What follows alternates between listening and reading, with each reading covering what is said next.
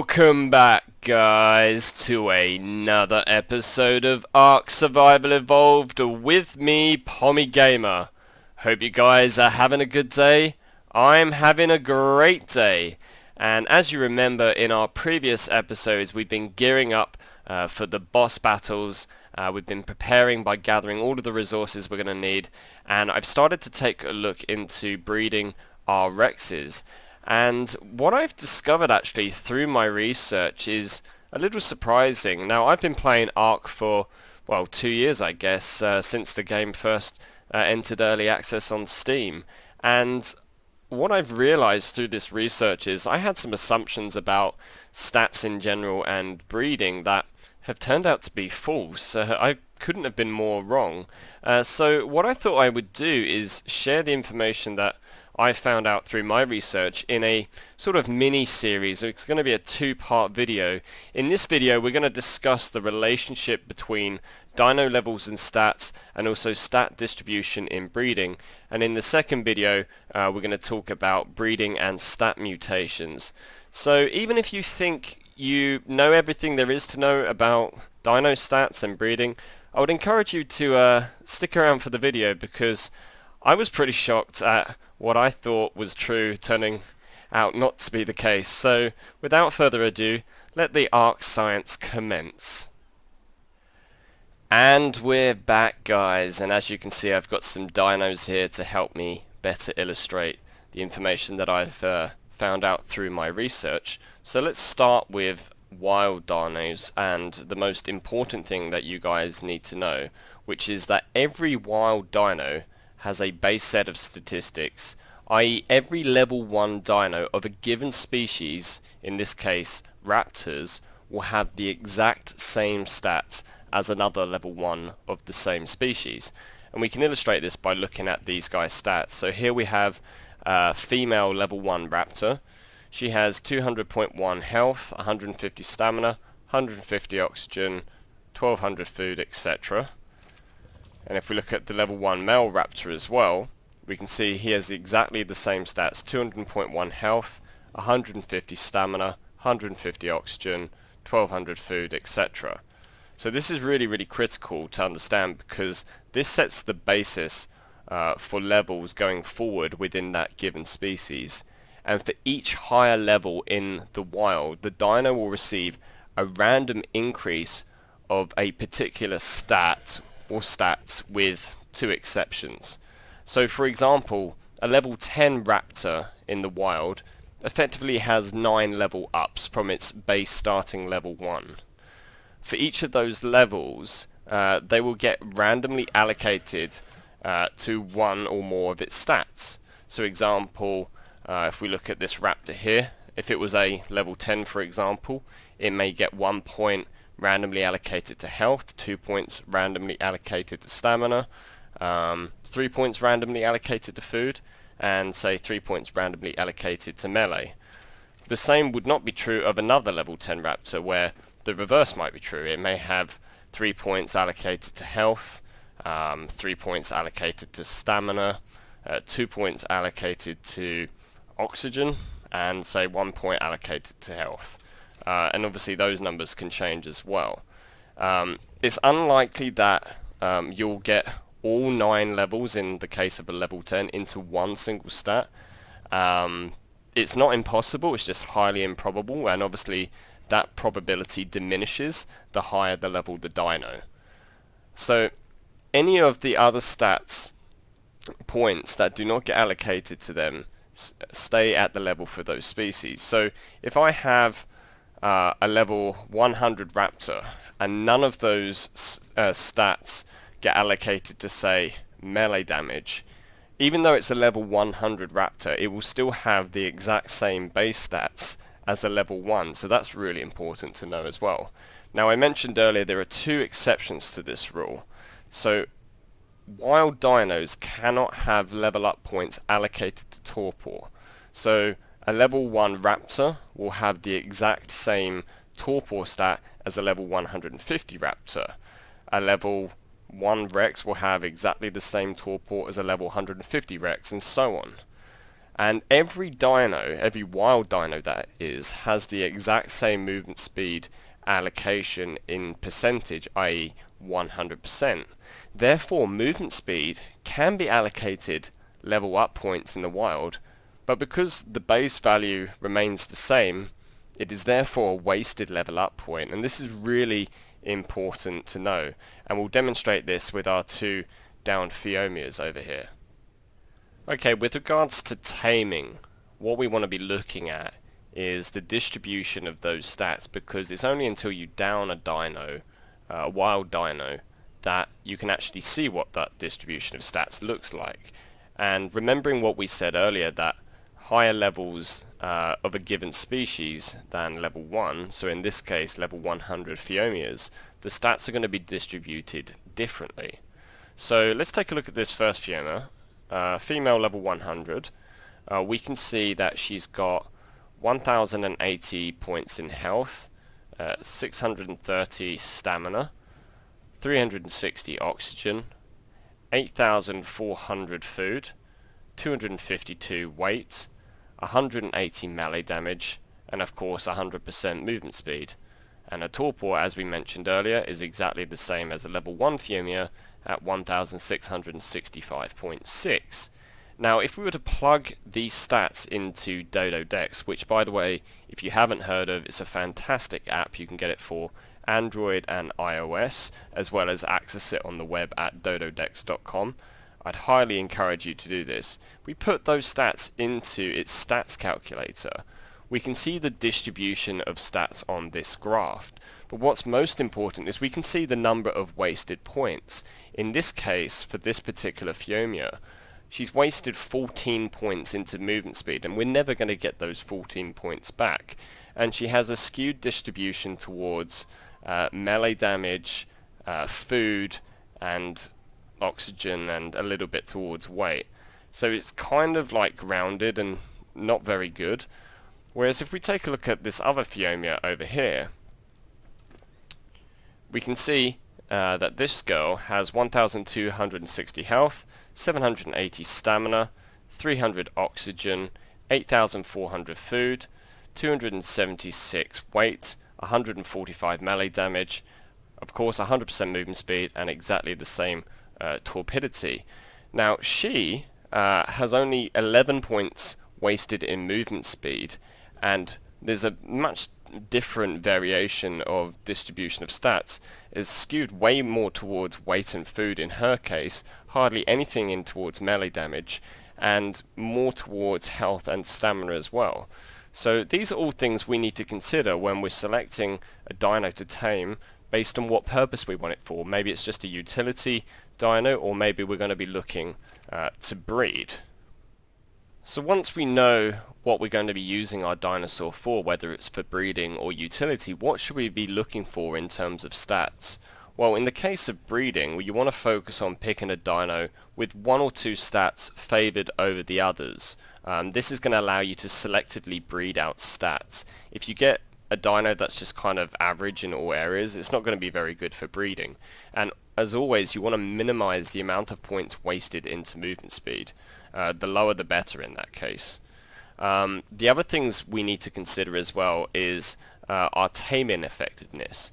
Having a higher taming effectiveness simply means we get more bonus levels when the dino tames. Now this is something that most of us probably do know, but what you may not understand is that this applies even regardless of your server settings. So if you're like me and Freddy, where we play on a server where we have our server rates cranked up a little bit, or perhaps you play on a server where the server rates are so high it's basically an insta-tame, you should still be using its preferred food, its kibble, because that's going to yield more bonus levels. Even if you can insta-tame a carnivore with raw meat or a herbivore with some berries, you should still be using the kibble because you're missing out on bonus levels. And the other thing, of course, to remember is the dino shouldn't take any damage once it falls unconscious. This is not when it hits the ground, this is the moment its torpor hits that maximum number. If you do, you're going to drastically reduce the taming effectiveness, and you're probably better off waiting for it to wake up and before going after it again. And with the bonus levels, these are not arbitrary. The bonus levels upon a dino taming will be randomly allocated to one or more stats, just as they are in the wild. So once again, bonus levels that end up in movement speed are wasted, and taming effectiveness has a direct effect on a dino's melee. This is the other unique thing I found out. So better taming effectiveness essentially equals better melee damage. Basically, you can get lucky, or you might not get lucky with a tame. It's really down to RNG at this point. That's a random number generation. This plays a massive role for both wild and taming bonus levels. So even if you do find a dino with all of the right stats, virtually nothing wasted into movement speed for its wild levels, unfortunately you may still end up with terrible stat allocations with the bonus levels you get from taming. So it's always worthwhile to check the stats before the tame and also after the tame, and then you can decide whether the dino is right for your purpose, whether you're going to be using it for utility or for breeding. Now let's examine the relationship between post-tame stats and the stats that a dino gains through leveling up. Here I've got 3 raptors. They're all level 150, and they all started out at level 100 when I force-tamed them using admin commands. The thing to know about stats post-tame is that all stats, with the exception of movement speed, scale differently. And it really depends on what their initial tamed stats were, i.e. the stats that they tamed out with, including the bonus levels. Stats for a given dino within a species at a given level will scale differently post-tame based on their initial base stats. So for example, if we take a look at Raptor A, her health is 1320.1. Raptor B, his health is 1000.1. And Raptor C is 1280.1. Raptor A, because she has a higher value, higher base post-tame value than the other raptors, will receive more health stats per point that she has leveled up in that category. Raptor C, because he has the second amount of health between the 3 specimens we have here, will receive the second highest amount, and lastly Raptor B will receive the lowest amount, because the stats scale based on a percentage of these base stats. And again, if we go back to Dododex and we actually take a look at the actual distribution of these stats post-tame, we can see Raptor A has 15 points wasted in movement speed. Raptor B has 8 points wasted in movement speed, which is actually very low. And Raptor C has 29 points wasted in movement speed, which is incredibly high. So depending on what you're going to be using your dining for, whether it's utility or breeding, may change your mind on which one to go for. In this case, there being a very low distribution of points into movement speed and high melee damage favoured on this dino, may make it a better utility because the rest of the other stats are kind of more well-rounded.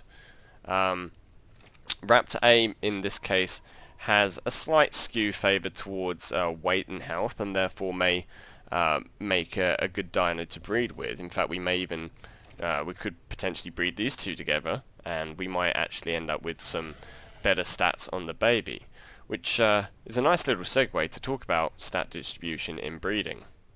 So how does a baby get its stats? Well, I've brought Apophis over here, who is obviously our bred Allosaurus from Anubis and Hathor, to help demonstrate this. But let's take a look at our raptors again, and let's suppose these are the hypothetical parents that we want to breed together. Well, for each stat, the value will either come from its mother or its father's base post-tame stat value. Notice that I said post-tame stat value. So at the moment we haven't leveled any of these dinos since we force tamed them. So there's 8 points available. Now these numbers here represent their post-tame base stat value with bonuses applied. Now it doesn't matter if I put any more points into these, the baby will receive either this value, in the case of health, from the mother, or it will receive this value, in the case of the health, from the father. Now there is a 70% chance that it will receive the better stat of the two. So in this case the father has 1000.1 health and the mother has 1320.1 health. So there's a 70% chance that the mother will receive this stat. Overall though, you only have really a 12% chance that all of the stats will be from the best based post-tame value. So the likelihood is overall you're probably going to get 4, maybe 5 of the best stats from one of the parent. The others will just be the worst of the two. But overall the breeding system is skewed towards producing a better offspring. The only caveat to breeding with regards to stats is towards melee. Now interestingly, the melee stat in an offspring of a first generation breed gets a slight boost because effectively the game mimics as if you tamed the dino at 100% efficiency for that stat. So bonus levels will be applied to it. For other generations, i.e. that newborn dino's future children and grandchildren, etc., will not receive a similar bonus. So this is important to bear in mind, especially if you're trying to breed super dinos that are all killing machines. You want to try and make sure that that very first generation that is born has the best possible melee damage that you can get from the two parents. So that may change your decision when you look at the baby once it's fully matured and realize that its melee damage wasn't as good as it could be. It may get put out to pasture. The other thing to bear in mind when breeding is the imprinting system. Now the imprinting system rewards players who give developing babies optional care with additional boost to their stats. Now you may have seen me do this in other episodes where you take the baby for a walk, or you give it a cubble, or you hand feed it some random kibble, most of the time which you don't have. In the case of Apophis I got very lucky and he got imprinted 100%. So this is the best it can be, and 100% imprinting bonus basically equals that all stats except oxygen and stamina are increased by 20%. So this also includes movement speed and torpor. And as you have seen when I've been riding around on Apophis, he does have a ridiculous base movement speed. So much so that I do not want to touch his movement speed because he's basically too quick at the moment. The other thing to note as well from the imprinting bonus is that the baby has an affinity towards the person who raised it, i.e. who imprinted on it, and you can see here I raised Apophis. And as a result, the baby, or that dino rather, as an adult, gets a buff applied to its stats when that person who raised it is riding it. 100% imprinting bonus yields a 30% increase to damage dealt and a 30% decrease to damage received. So it's quite a significant buff. So it's always important, especially if you're working as a tribe, to make sure that the person who's going to be ultimately riding and owning Dino be the one that's doing the imprinting and raising. Well, that's a lot of information to digest, but in summary, wild dinos of a given species at level 1 have the exact same base stats. Wild dinos of higher levels have their level up points randomly allocated to different stats, and points allocated into movement speed for wild dinos are wasted. Therefore, if you think about it, Simply taming a level 150 dino does not necessarily guarantee the best dino. There might be a level 100 dino whose stats are better distributed for the purpose of which you're taming it for. So don't always just go hunting for those level 100s or level 150s. Shop around, knock a few out and see what works for you.